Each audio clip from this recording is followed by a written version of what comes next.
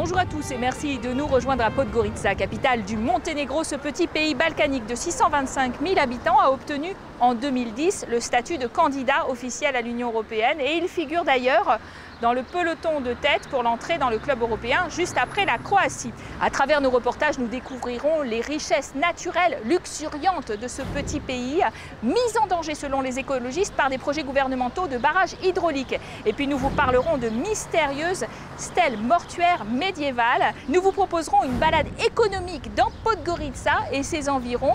Et puis aussi une balade culturelle, traditionnelle, mais cette fois-ci aux quatre coins du pays, dans les endroits les plus reculés proposés par une professeure de cinéma. Mais tout de suite, rappelons qu'en 2006, le Monténégro a pris son indépendance par rapport à l'entité constituée après les guerres yougoslaves entre Serbie et Monténégro. Une indépendance en douceur où Podgorica cherche toujours à s'affranchir d'une influence serbe très prégnante. C'est le cas également en matière de religion où l'église orthodoxe est très largement majoritaire à 75%, mais où il existe un schisme entre église orthodoxe serbe et église orthodoxe monténégrine, comme nous le montre ce reportage de notre envoyé spécial, Johan Baudin. Podgorica, le parc du Château Royal. Comme tous les dimanches depuis 13 ans, été comme hiver, Živorad réunit ses rares fidèles pour une liturgie en plein air. C'est un temple qui n'a pas de porte, pas de fenêtre, pas de mur, pas d'autel, pas d'abside. Pourquoi est-ce que l'on n'a pas de lieu de culte? Parce que, pour des raisons historiques, les Monténégrins sont privés de leurs églises. Au Monténégro, deux églises orthodoxes se querellent. L'enjeu, la possession des lieux de culte. L'une monténégrine de création récente en contrôle tout juste une cinquantaine. L'autre serbe, traditionnellement implantée dans le pays, plus d'1 millier, et ses possessions sont en constante augmentation.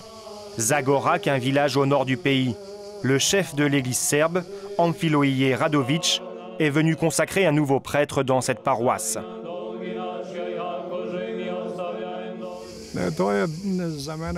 Pour moi et pour les gens réunis ici, c'est une grande joie. Il y a des centaines d'églises, de monastères, de paroisses, d'évêchés qui sont aujourd'hui en pleine renaissance. Cette église a été restaurée en partie grâce à des fonds du gouvernement de la Serbie voisine. Si le Monténégro est indépendant de la Serbie depuis 5 ans, la plupart de ces églises dépendent encore des autorités religieuses de Belgrade, comme ici à Kotor, où le drapeau serbe orne la façade de la cathédrale. Pour Ivan, c'est une atteinte à la récente souveraineté du pays. Il fait partie de la nouvelle église orthodoxe monténégrine. Sa petite chapelle appartient à l'État. Je ne suis pas serbe, moi. Je suis monténégrin. C'est pour cela que j'ai choisi de servir l'église monténégrine et pas l'église serbe. Nous ne sommes pas une secte. Nous sommes ce qui était auparavant, ce qui a toujours existé ici et qui a été confisqué. Ivan se veut l'héritier d'une église monténégrine, autonome historiquement pendant un court laps de temps, puis dissoute et rattachée en 1920 à l'église serbe. L'architecte de cette nouvelle église monténégrine, aux forts accents nationalistes, est un homme de Dieu excentrique. Exclu de plusieurs cultes, il rêve de réunir catholicisme et orthodoxie, mais sa croisade actuelle, nationaliser les biens de l'église serbe. Ce sont les ancêtres des Monténégrins qui ont construit 97% des églises et des monastères ici. Et tout ce qui se trouve sur le territoire monténégrin est la propriété culturelle du Monténégro. Son clergé n'est pas reconnu, mais son combat a le soutien d'une partie de la classe politique monténégrine. Le principal outil de la stratégie serbe dans la région, ce sont les églises. Ce sont plus des agents que des prêtres. Ce sont plus des politiques, des hommes des services secrets que des hommes de Dieu. Devoir transférer les biens de l'église serbe à l'église monténégrine, ou même devoir juste les partager à Zagorac, lidéré Amfiloije Radović. Ils veulent nationaliser de la même manière que les bolcheviks. C'est une idée qui va contre la loi, contre l'Église. Ce groupe de politiciens, nous on les appelle les national-socialistes. Ils ont une psychologie totalement impie.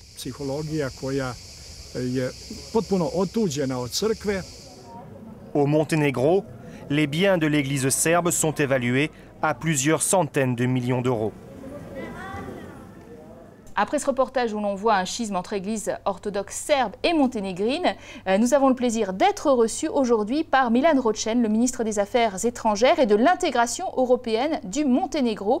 En décembre dernier, vous avez obtenu le statut de candidat officiel à l'Union européenne. Votre voisin, la Croatie, elle, va rejoindre le club dès juillet 2013. Est-ce que vous croyez que vous êtes le prochain sur la liste ? Tout dépendra de nous. Si nous remplissons les conditions et toutes nos obligations, je suis convaincu que le Monténégro va poursuivre à sa vitesse sa route vers l'adhésion. Nous avons réalisé en très peu de temps de grands progrès et nous pensons que dans son rapport du mois d'octobre, la Commission va donner un avis positif et proposer l'ouverture des négociations d'adhésion.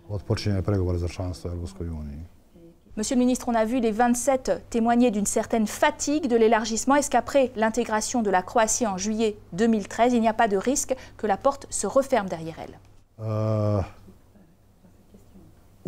Les conditions pour les nouveaux adhérents sont de plus en plus difficiles. Bruxelles est de plus en plus exigeante.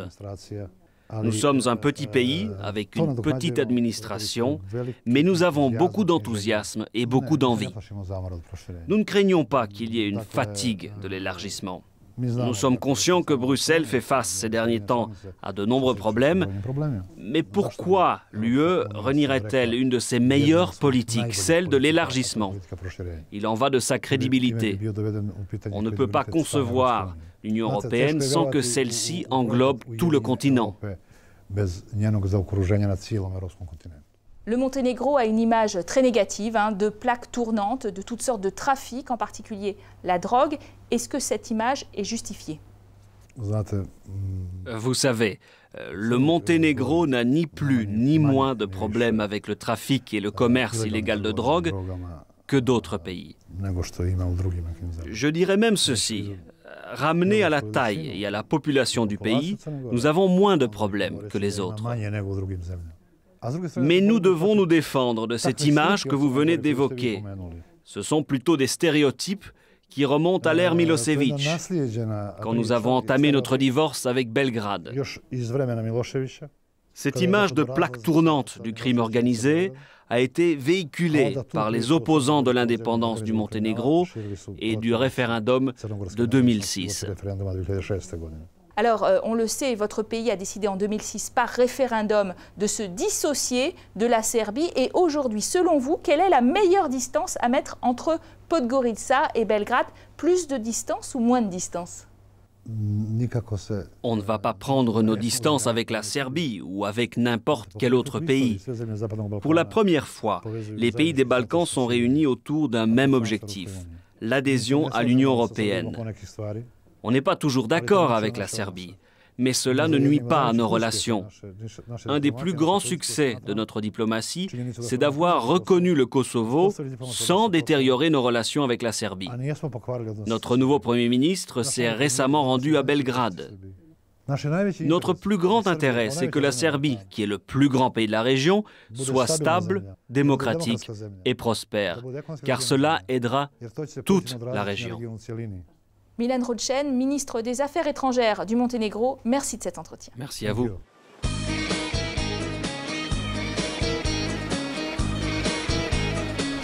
Au Monténégro, le taux officiel de chômage est de 15%, mais cela dissimule une économie grise active. En effet, le travail au noir est très répandu, et pas seulement pour les jobs d'été ou les travaux saisonniers. Reportage. L'Agence pour l'emploi de Podgorica, Edo Menuisier, est juste venu renouveler son inscription à l'assurance maladie. Car un travail, il en a déjà un. En fait, je travaille déjà depuis 4 ans, mais au noir. Mais je cherche un emploi pour faire ce métier légalement, dans une usine. Le taux de chômage varie énormément au Monténégro, suivant les mois et les méthodes de calcul. En juin, début de la saison touristique, il était officiellement de 11,13%. En moyenne annuelle, il est de l'ordre de 15%, D'importantes variations saisonnières, car l'économie monténégrine est notamment axée sur le tourisme. C'est d'ailleurs l'un des secteurs où le nombre d'employés au noir est le plus important. D'après les statistiques de 2007, dans le tourisme, 19,7% des employés le sont de manière informelle, 18% dans l'agriculture et 15,7% dans le commerce. Préoccupés par la sauvegarde de l'emploi lors de la transition économique post-communiste, les syndicats ont mis du temps à prendre la mesure du problème.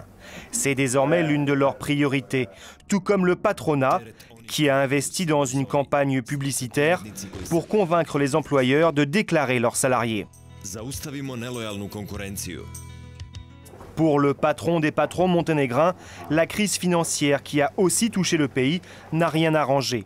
14 000 entreprises auraient leurs comptes bloqués. Les banques n'ont pas soutenu les entreprises pour les aider à sortir de la crise. Et je suppose que c'est pour ça que beaucoup d'entre elles ont été contraintes d'entrer dans l'économie informelle. Pour endiguer le phénomène, l'État dispose d'une trentaine d'inspecteurs du travail.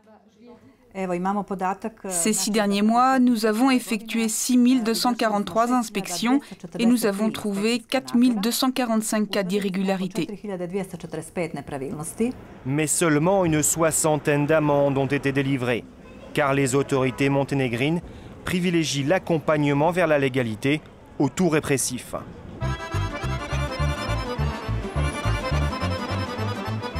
Et pour nous proposer une visite économique à travers le Monténégro, nous sommes en compagnie de Dušan Lekić. Bonjour. Bonjour.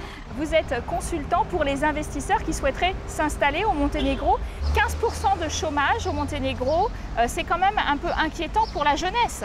Il ne faut pas oublier que le Monténégro est le plus petit des ex-pays yougoslaves qui a permis aux ressortissants des autres pays autour de venir travailler au Monténégro.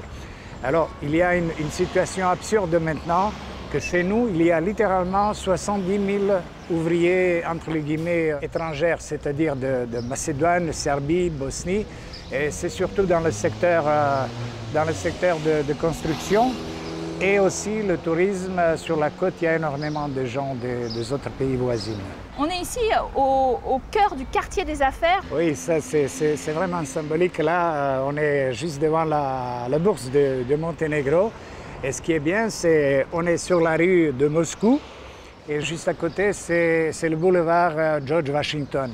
Donc, vous voyez, au Monténégro, on essaye, même au niveau international, de familiariser les grandes puissances. Puisque vous mentionnez la bourse, vous avez envie de nous la faire visiter. Elle est toute petite, hein, 50 mètres carrés. Mais on vous suit. Avec plaisir.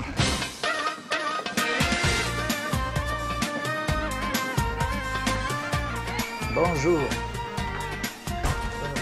C'est une petite bourse, mais on fait de grandes choses ici. Nous avons un équipement qui est très moderne. C'est d'ici qu'on contrôle le marché. Comme l'économie monténégrine a été touchée par la crise, les prix ont baissé sur la bourse. Les investisseurs ont aussi retiré une partie de ces capitaux. Nous sommes plutôt optimistes puisque nous pensons que le marché va rejoindre dans 2-3 ans le niveau qu'il avait il y a 2-3 ans. Hvala vam lijepo.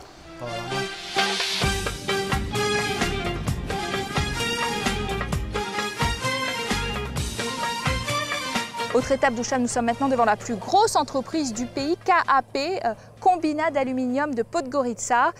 Pourquoi a-t-elle une importance stratégique dans l'économie du Monténégro?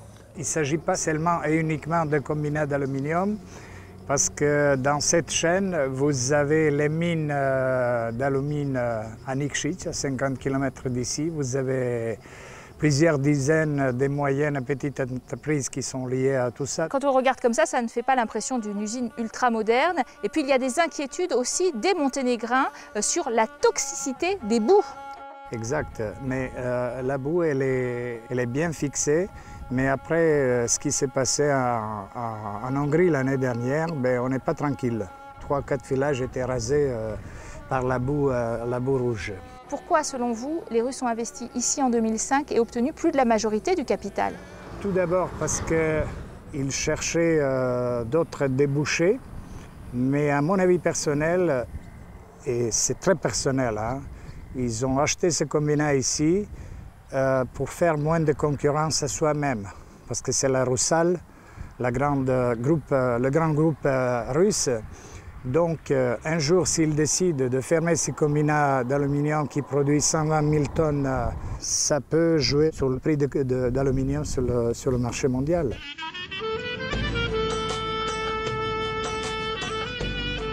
On se retrouve, Dušan, au milieu des chèvres. Vous nous avez amené où exactement? Oui, on se trouve dans la ferme de famille Boubouy. Cette famille, ils sont bien contents avec les 400 chèvres. Ils vivent bien.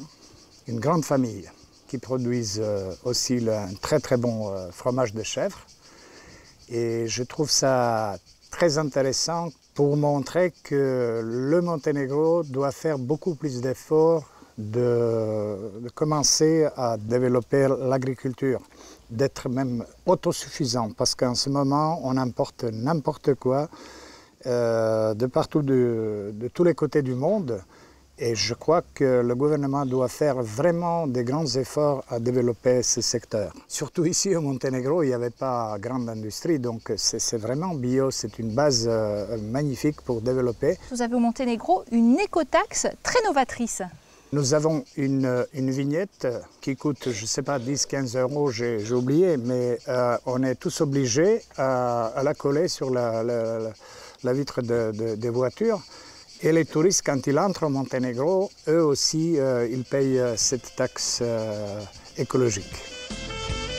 Ainsi s'achève notre visite économique de Podgorica et ses environs. C'est la fin aussi de la première partie de ce programme, mais restez avec nous.